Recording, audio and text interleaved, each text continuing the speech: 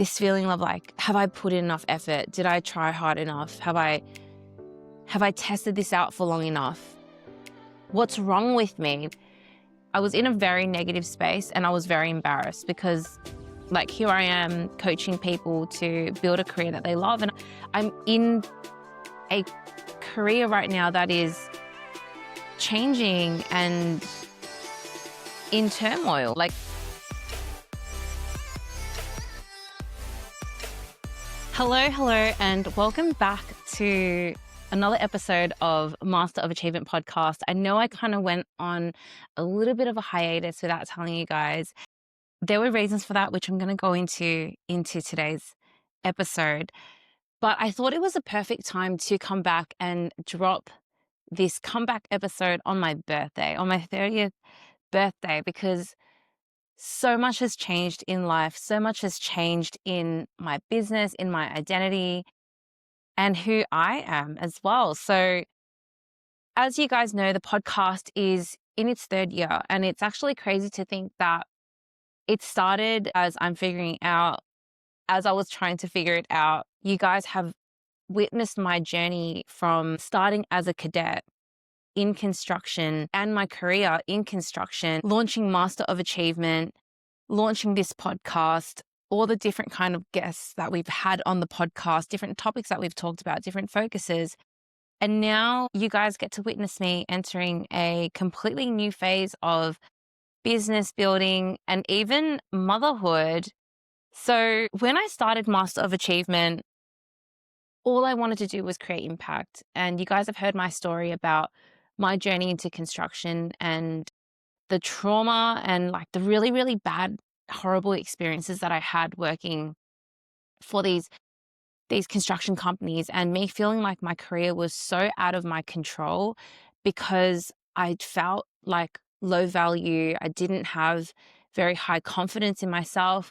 I felt like I needed to be grateful for the opportunity and for someone even hiring me because I didn't have the degree or the experience in construction. And through those experiences was when I made a promise to myself that when I'd come back and go back to uni and really give 100% into my construction career, that I would do everything that I could to upskill myself, my mind, my energy, so that no one would be in control of my career except myself. And as I built Master of Achievement last year, whilst working full time, I wanted to create a lot of that impact because I wanted to teach other young professionals who are entering the construction industry, who are entering just industries in general, to develop their mindset, to build this confidence, this authentic confidence, so that they would also be in control of their careers as well. I thought that if I built the programs, if I built the courses and the communities, that would be it. But I kind of got sucked into that machine. I got sucked into this machine or this thought of constantly doing and achieving, and never actually letting all of that sink in and really truly celebrating my wins. And you guys would know, like, that is something that I really struggled with, where even if I had achieved something, it was like, what is the next thing that I'm going to work on?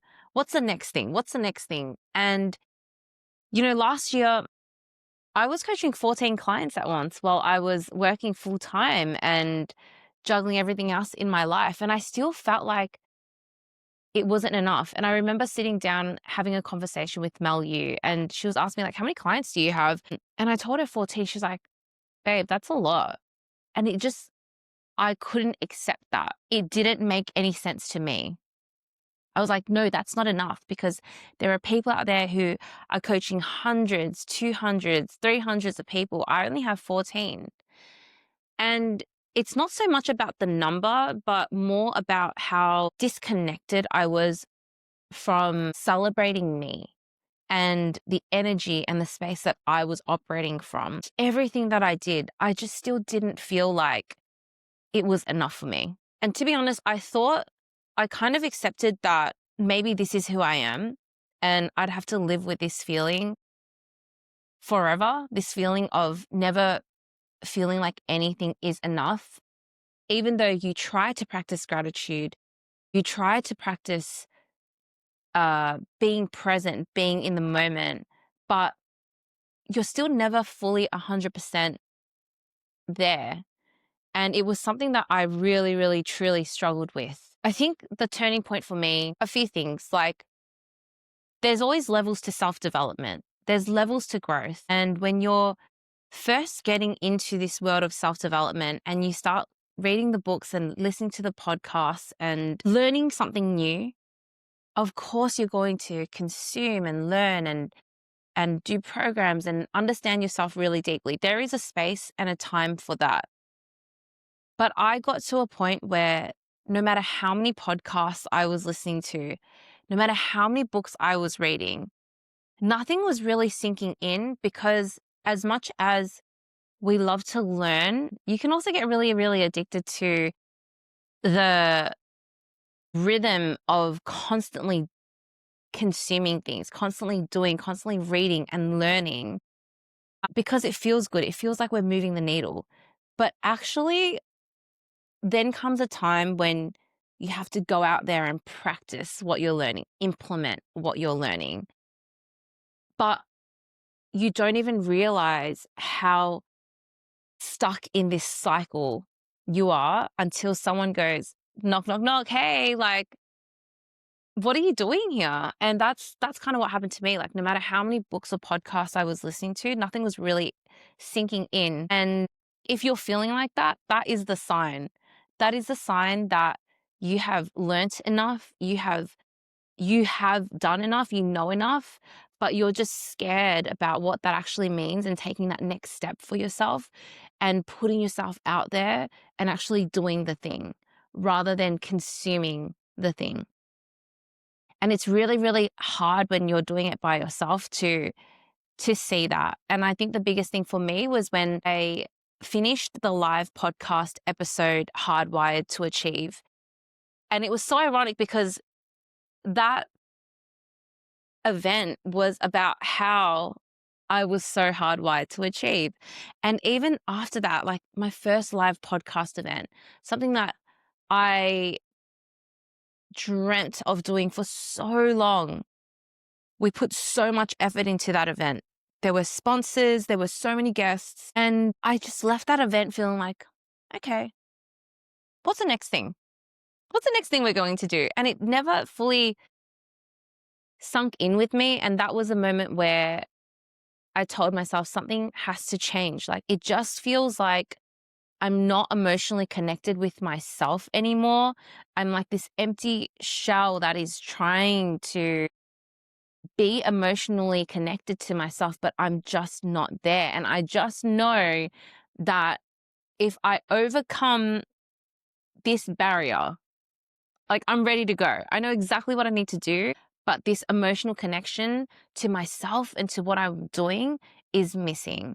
And until I can sort that out, I can't keep doing what I'm doing. Sometimes you chase the thing that you think is going to set yourself free. Oh my gosh, here's my cat. Sometimes you chase the thing that you think is going to set you free, is going to bring this happiness, bring this fulfillment to you, only to realize that you've built yourself another box. You've built yourself another cage, and you try to make the box a little bigger. Like, you try to learn more and meet more people, get more advice, do all these things to make the box bigger, but you're still limiting yourself. There's still something that is limiting you, and you realize you're not even 100% connected to what you're even doing anymore. And that is the sign.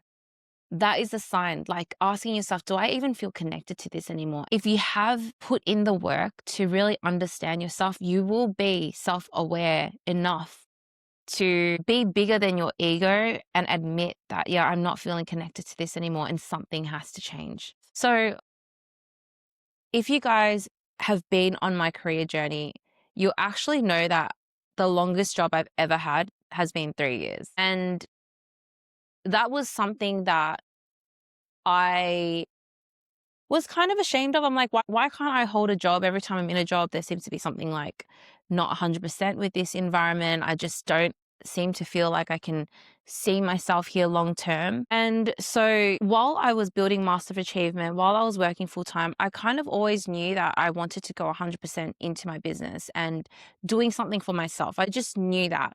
But that thought is scary in itself. Like, how do you even approach that?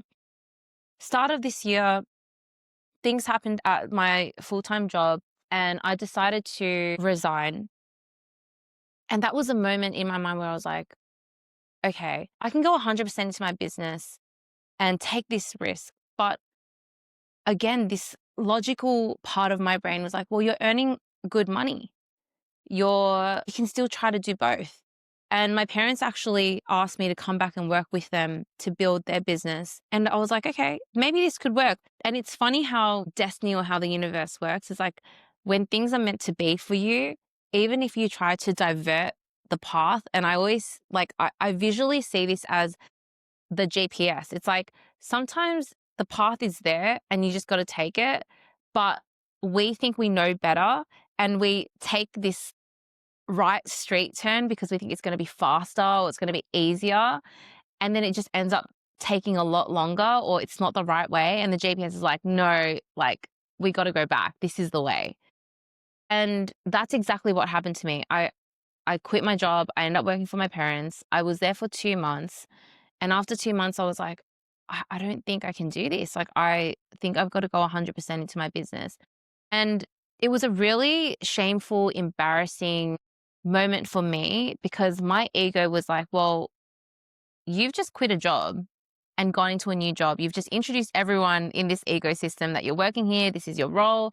You've introduced yourself to clients. They have associated you with this business and now you're leaving again. You haven't even held a job for more than like on average a year. So what are you doing? And I also felt like a huge failure because I couldn't make things work working with my parents. There were a lot of differences there. And I had a vision for my parents' business. My parents had a very different vision, even though initially I thought it was aligned.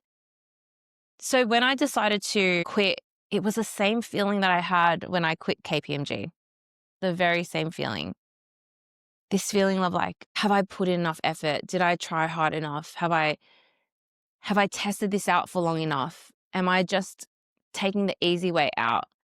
What's wrong with me? Why can I not hold a job for a long time? And all these questions, like I was I was in a very negative space and I was very embarrassed because like here I am coaching people to build a career that they love. And I'm in a career right now that is changing and in turmoil is what I thought. Like I remember sending Mel a voice message and I was like, oh yeah, I just quit my parents' workplace. Like I'm feeling really embarrassed.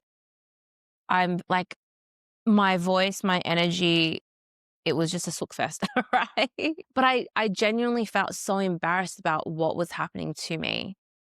And I felt like a failure. And the first thing she did was call me and she was like, babe, I can hear it in your voice.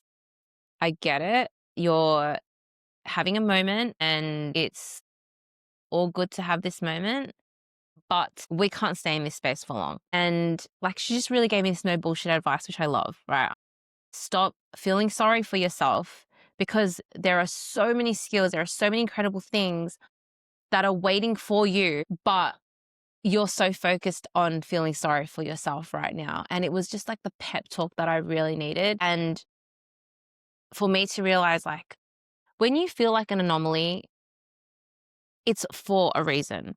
When you have these downloads about wanting to build something big, it doesn't matter how you try to fit yourself into this particular box.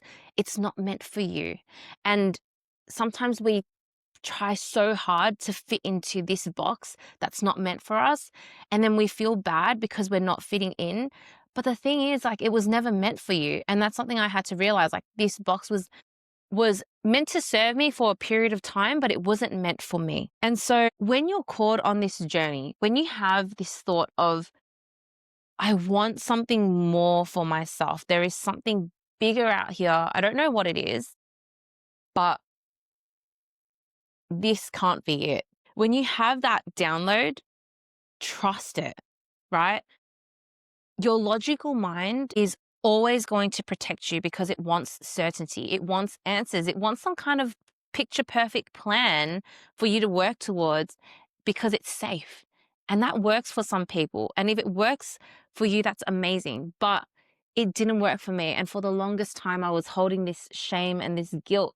Like, why can't I be that person? And I wasn't embracing like who I am and my thoughts and these ways of thinking that makes Stephanie Nguyen. And even though your logical mind wants that certainty, but sometimes your soul, like your spirit, it doesn't want that safety. It wants meaning. It wants some kind of fulfillment that is bigger than you. And the trap is that overthinking and constantly asking your mind for the answer so that you can get some kind of clarity, that's the trap, right? Your mind has the limits of what the mind has. Your mind only knows so much. It's like ChatGPT, right? You can't ask the mind for all the answers. Sometimes it's just in the doing. You have to take that chance. You have to make that move, do something different, take that action that you're really scared of. But that's actually what a lot of people won't do, and a lot of people don't get that.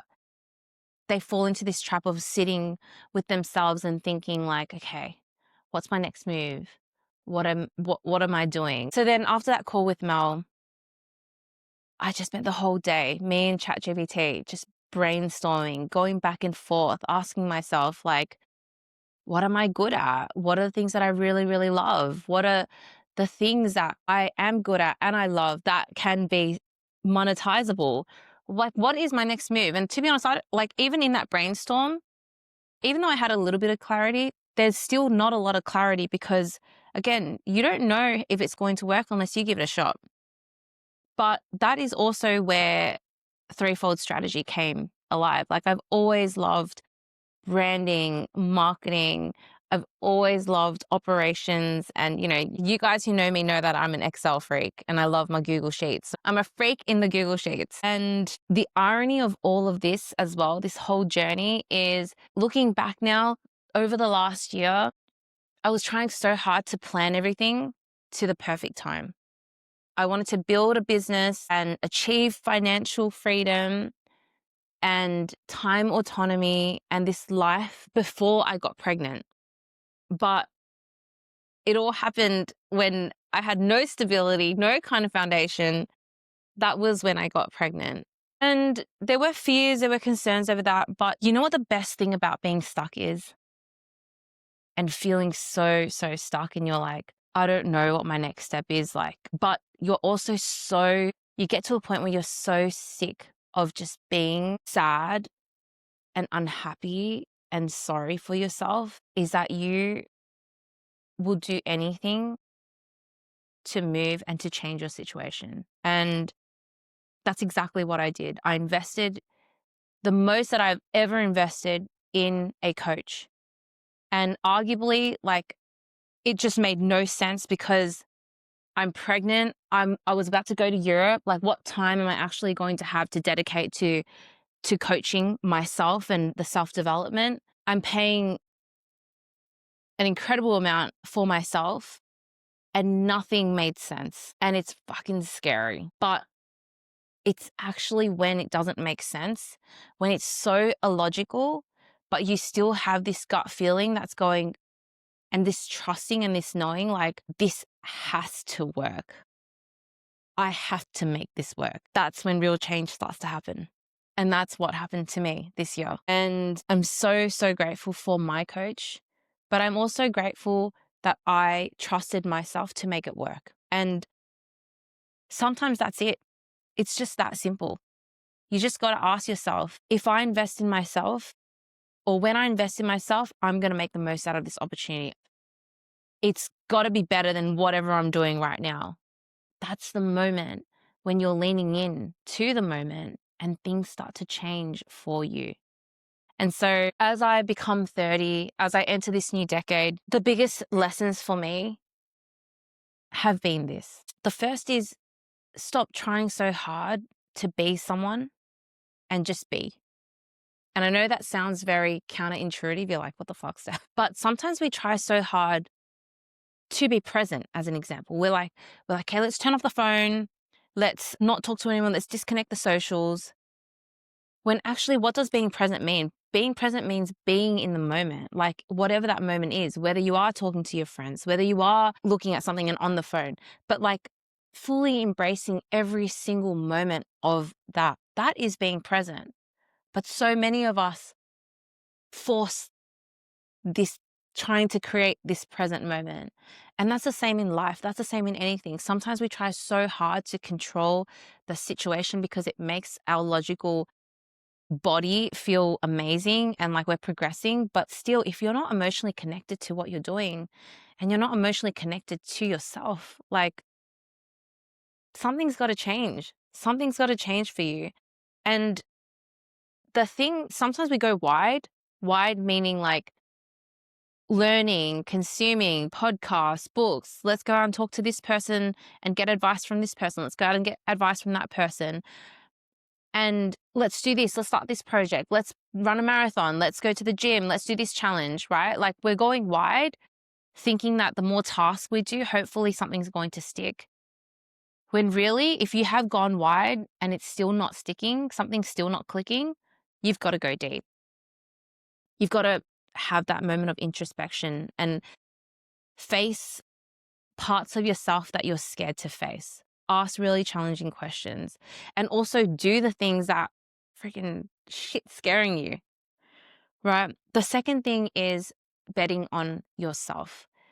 And I keep saying this time and time again, but I'll say this with this more developed energy, this 30s energy. You have everything that you need in this moment to take your next step. Stop downing yourself. Stop questioning whether you're enough. You are. You fucking are, right? Start surrounding yourself with the people who also speak to themselves in that way and move in that way. And you will just absorb that energy.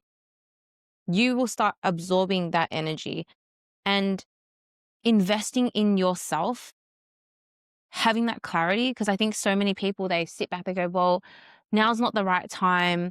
I don't know if I can do it. Those are all logical excuses that we feed ourselves because we're scared. Yeah, you might have 5 projects, but if you invest in yourself and you're already feeling spread thin, if you invest in yourself to work on yourself so that those 5 projects you can manage very easily, is that not worth it? If you are sitting there confused, doubting yourself every single day about what your next step is, but you're going, nah, let me just figure it out by myself. But every day you're waking up with this doubt, with this fear, and you're moving slower than if you were to move at a pace where you have that full confidence, where you have that full belief in yourself. Is that not worth investing in? And so sometimes we need to shut off the logical mind. And if it sounds illogical, but it feels right to you, you got to move there. You got to bet on yourself because you know that you're going to make the most out of that experience and something's going to come out of it. The third lesson is the support trap. And I read this quote, it really resonated with me. It says, sometimes you got to tell people that your limit is not my limit. Your ceiling is not my ceiling. And even if people want to project their ceilings and their limitations on you out of a place of love and care and concern for you, you got to back yourself and you got to know that that person's ceiling and limitations and fears is them and not you. And so in life, if you want to go far, and this is what I'm realizing now, yes, as much as we have the support around us, and it's great that we want every single person in our circle to support and love us and trust us and believe in us. If we don't believe in ourselves, you're not going to go very far. You can't expect other people to believe in you if you don't believe in yourself. The fourth biggest lesson for me is the evolution of my ego and the evolution of your ego and how dangerous the ego can be, because if something doesn't align with you anymore, you don't have to stick to it. If I look back on my journey over the last year, like I've tried to reboot the community, the Master of Achievement community 3 or 4 times, and still something's just like not really fully sticking there in the way that I've done it. Doesn't mean that the community is not going to be there, but in the way that I've currently done it, it's not it. But sometimes because we've done it 3 or 4 times already, and we're like, what are people going to think about us? Like, are they going to think that we can't commit to something, that we can't be consistent, that we can't, this whole notion of consistency is very interesting because that can be a trap in itself. Our ego says to us, to be successful, we have to be consistent. What does consistent look like, right? Is consistency the same tasks over and over? Or is consistency, and what that means to me is like being resilient and trying different things and never giving up, being consistent in never giving up, right? So the ego really, again, likes to feed us narratives of what success should look like. And if we have developed the self-awareness to see that for what it is, that narrative for what it is, and we're able to zoom out and go, actually, this is not working for me. And it's okay for me to pivot. And yeah, like people might ask questions and talk and whatever it is, but you're on your own journey. Every person has a very unique journey, and owning that journey, because your journey is created by you. Otherwise, it's not called a journey. It's just called like this path, this copy and paste plan that you're going to follow. And so like quitting, I mean, again, like I remember saying to Mel, like, oh, I feel like a failure because I couldn't commit to even working more than 2 months at my parents' place. And she goes, is it quitting or is it pivoting? And I was like, yeah, but I feel like a failure. She goes, what does failure mean? Who's defining failure? You're defining failure, or do you think this is someone else's definition of failure and you're projecting it on yourself? And so if you're in this space where you're doing something and it no longer aligns to you and you're just feeling emotionally disconnected from it, be bigger than your ego, or be stronger and more compassionate than your ego, and don't be afraid to pivot. And the last lesson, and I think it's so beautiful, it's like a full circle moment. Every year, the word achievement and what that means to me, it changes. And I love that because that's a journey of self-development. A master of achiever is someone who is mastering themselves. And every year, achievement has a different or a more evolved definition to me. If you can see that as well for yourself, it's a beautiful thing. Like what once looked like success, or what once felt like success to me, no longer, or can no longer have that feeling. And that's okay. But I think this year, as I enter this new decade, achievement is deeper than what it looks like. And I know I've said that, like fulfilled success, even that has different levels to it.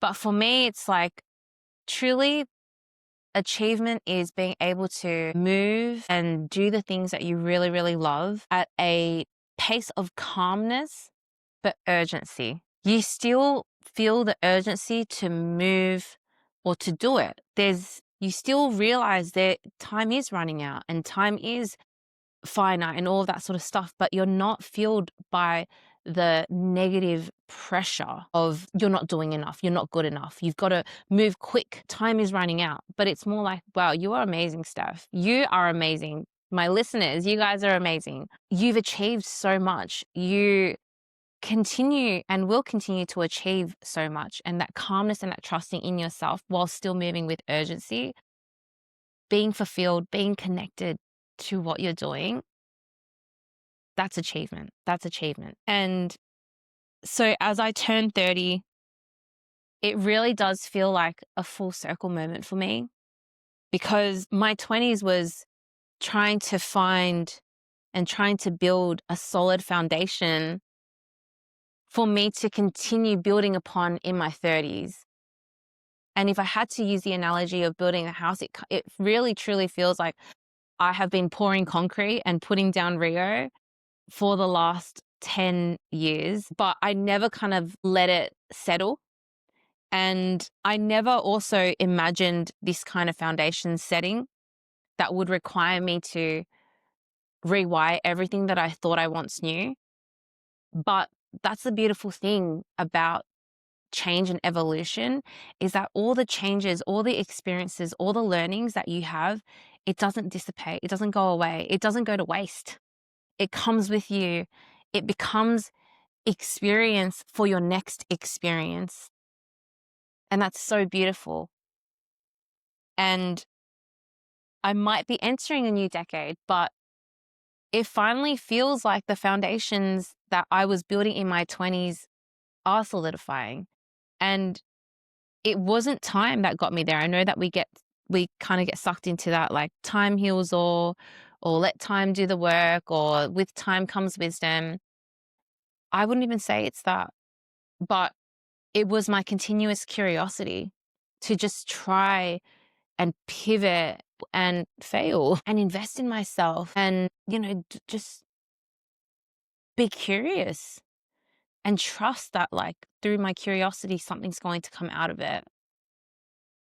And the feeling of not knowing what the fuck I was doing, but like just giving it a shot anyways. That's the beauty of all of this. Like the plan is supposed to change in the most beautiful way. Things are meant to happen at the right time. Even if you want to control the timing of things, the universe has a plan for you.